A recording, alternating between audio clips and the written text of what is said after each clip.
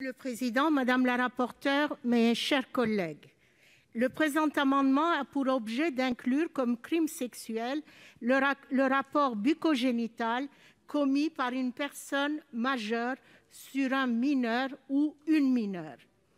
Dans une récente décision de la Cour de cassation, en date du 14 décembre 2020, les magistrats ont écarté la qualification de viol dans une affaire d'inceste par cunnilingus au motif que la pénétration vaginale, je cite, par la langue de l'auteur n'aurait pas été suffisamment intense, profonde ou de longue durée.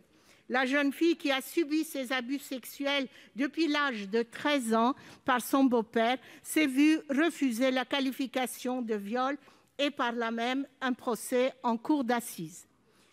Cette décision ne fait que creuser l'écart entre la réalité des violences sexuelles commises sur les mineurs et garçons et filles et leur appréhension par la justice.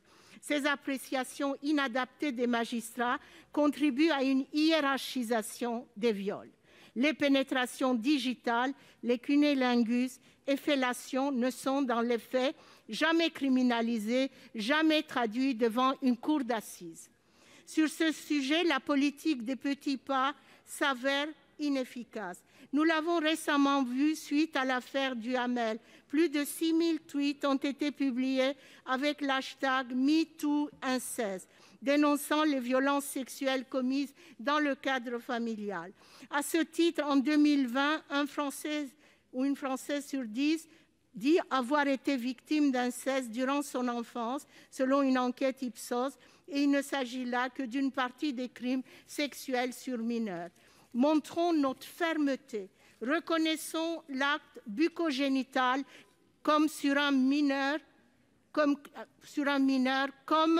un crime sexuel, car les conséquences psychotraumatiques sont les mêmes pour toutes les victimes. Je vous remercie.